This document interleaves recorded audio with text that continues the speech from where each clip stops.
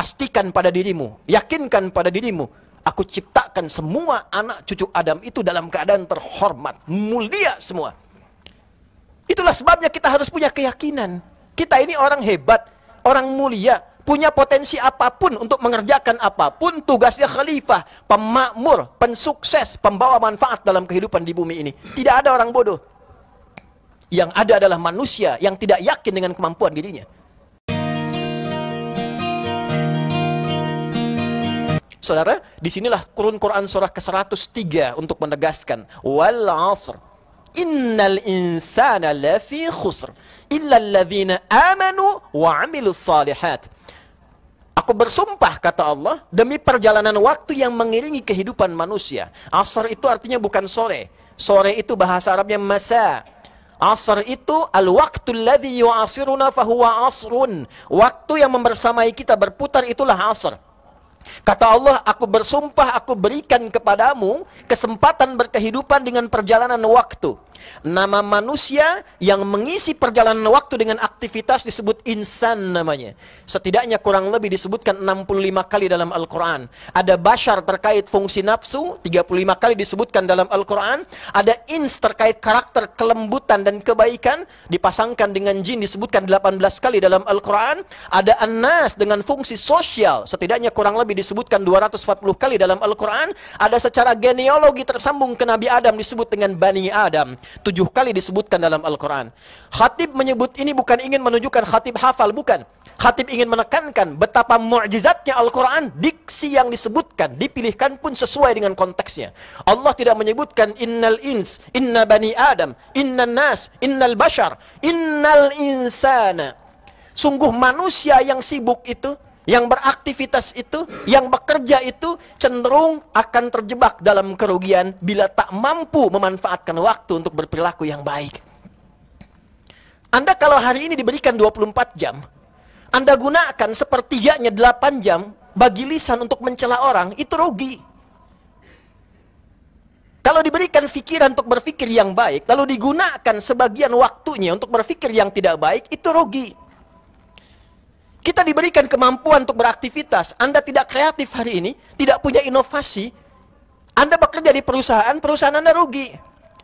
Anda bekerja di kantor, kantor Anda tidak akan pernah berkembang. Anda berdinas dimanapun, tidak digunakan otaknya, tidak dipakai akalnya, tidak digunakan tubuhnya. Sedangkan waktunya terus berjalan. Jadi kalau karirnya tidak berkembang, kalau pekerjaannya tidak berubah, omsetnya tidak dapat, ilmunya tidak tumbuh, IPK-nya tidak muncul, jangan salahkan waktunya. Kembali evaluasi, apa ide yang belum muncul dalam diri kita? Amal soleh apa yang belum keluar dari dalam diri kita? Kreativitas yang baik apa yang belum muncul dalam diri kita? Illalladzina amanu wa amilus salihat.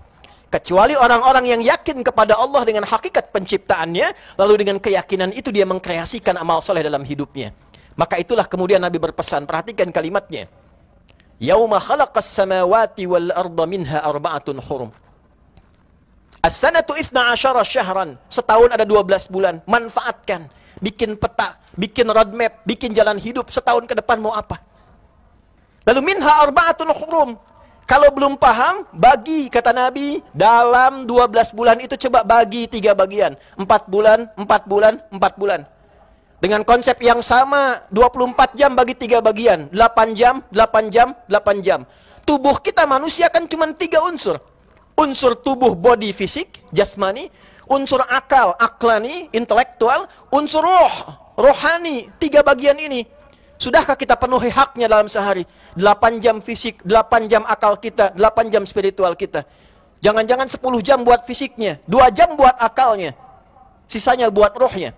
Atau jangan-jangan 10 jam buat fisiknya, 10 jam buat akalnya, rohnya cuma dapat 4 jam. Atau jangan-jangan rohnya tidak pernah mendapatkan bagiannya, sehingga muncul penyakit hati, iri, dengki, capek, lelah, malas, sibuk, gelisah, tidak dapat bagiannya.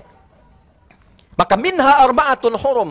Jadikan ada hari-hari, bulan-bulan untuk evaluasi diri, kata Allah.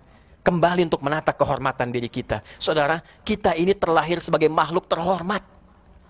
Quran surah 17 ayat ke-70. Walaqad karamna bani Adam wa hamalnahum fil barri wal bahr wa razaqnahum minat thayyibat wa faddalnahum ala katsirin mimman khalaqna tafdila. Pastikan pada dirimu, yakinkan pada dirimu, aku ciptakan semua anak cucu Adam itu dalam keadaan terhormat, mulia semua. Itulah sebabnya kita harus punya keyakinan. Kita ini orang hebat, orang mulia, punya potensi apapun untuk mengerjakan apapun. Tugasnya khalifah, pemakmur, pensukses, pembawa manfaat dalam kehidupan di bumi ini. Tidak ada orang bodoh. Yang ada adalah manusia yang tidak yakin dengan kemampuan dirinya. Nah, hadirkan ruang-ruang untuk evaluasi itu. Bagi ke dalam 3 bagian. Setiap 4 bulan, 1 bulan, evaluasi kehormatan kita yang belum muncul itu. Kembali pelajari lagi. Kalau sudah paham algoritma dirinya, paham tentang kemampuannya, paham potensinya, bikin peta jalan ke depan. Saya bakatnya di bidang A. Kalau belum ketemu, siapkan diri kita. Pilih jalan hidup apa yang mau diambil. Dari 4 bagian kita pilih. Dengan ilmu, mau cari harta, kedudukan, atau dengan tenaga. Ilmu seperti Ali bin Abi Thalib radhiyallahu taala anhu, kedudukan seperti Abu Bakar As-Siddiq radhiyallahu taala anhu, harta seperti Utsman bin Affan radhiyallahu taala anhu, ataupun tenaga seperti Bilal bin Rabah radhiyallahu taala anhu. Anda ada di mana? Disitulah kehormatan kita dibawa sampai pulang kepada Allah Subhanahu wa taala. Kalau sampai Jumat ini belum ditemukan, renungkan sejenak, setelah dapat itu kembali. Fa'idha qudiyatis salatu fantashiru. Kalau Jumat selesai, bawa renungan itu, bertebaranlah dengan semangat baru yang kita kobarkan. Kita makhluk terhormat. Kapan menjadi terhormat? Ketika kita hindarkan yang salah dan pedomani yang soleh. Maka penutup khutbah ini ingin melengkapi dengan keterangan Ibnu Umar radhiyallahu taala anhuma ketika menjelaskan penutup hadis ini dalam kesempatan Haji Wada'. Nabi mengatakan dalam bahasa terjemahan yang bebas yang mudah kita cerna, kalau sudah jelas ini semua, bersatulah kita untuk mengerjakan yang baik-baik. Sehingga kebaikan itu menjadi kebaikan kolektif. Maka kata Nabi, 1, jangan menyimpang dari kebaikan. Jangan menyimpang. Evaluasi sampai Jumat ini, fungsi lisan apa? Jangan menyimpang. Man kana yu'minu billahi wal yaumil akhir falyakul khairan aw liyasmut. Siapa yang merasa beriman akan dihisab di hari kiamat oleh Allah, maka gunakan lisannya berkata yang baik. Tak mampu, diam. Jangan menyimpang dari kebaikan dengan lisan. Jangan menyimpang dari kebaikan dengan pendengaran. Di kantor Anda punya aturan, jangan menyimpang dari aturan kantor. Di dinas Anda punya aturan, jangan menyimpang dari aturan kedinasan. Ada konsep kehidupan manusia yang dibuat manusia memberikan kestabilan dalam lingkungan yang khusus. Sepakat semua, jangan menyimpang. Hukum Allah untuk kebaikan semua dan tidak mungkin bertentangan dengan kebaikan yang direncanakan manusia. Jangan menyimpang. Kata Allah jujur, jujur. Begitu menyimpang, runtuh kehormatan Anda. Kata Allah jadi suami yang baik, jadi baik. Ketika keras, ketika menyimpang, runtuh kehormatan. Demikianlah kita bawa sebagai anak, sebagai suami, sebagai ayah, sebagai hamba, sebagai warga negara, dan puncaknya sebagai hamba Allah Subhanahu wa taala. Jangan menyimpang. 2 kata Nabi, jangan saling menyakiti. Jangan saling menyakiti. Diharamkan menumpahkan darah saudara-saudari kita. Diharamkan menyakiti baik dengan lisan kita, dengan perilaku kita. Dan setelah itu, tingkatkanlah takwamu kepada Allah, yang dengan takwa itu membuat kita semakin lebih baik.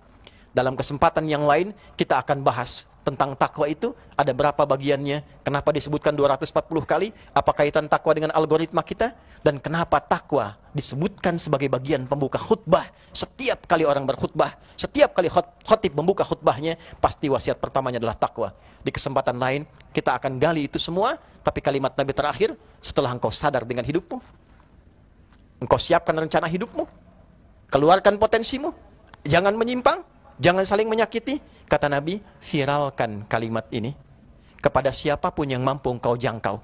Karena boleh jadi yang mendengar itu lebih paham maknanya dibandingkan orang yang menyampaikannya. Anda bisa bayangkan jika ada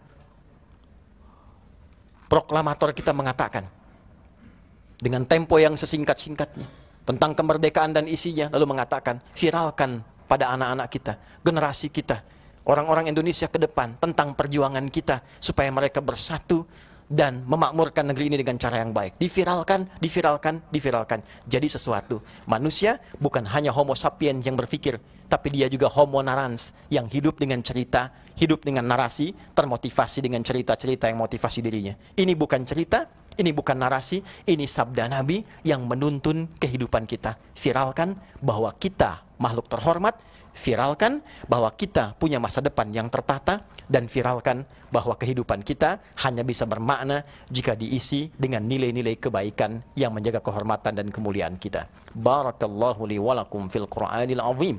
ونفعني وإياكم بما فيه من الآيات والذكر الحكيم وتقبل مني ومنكم تلاوته إنه هو السميع العليم ادعوا الله يستجب لكم ولنا جميعا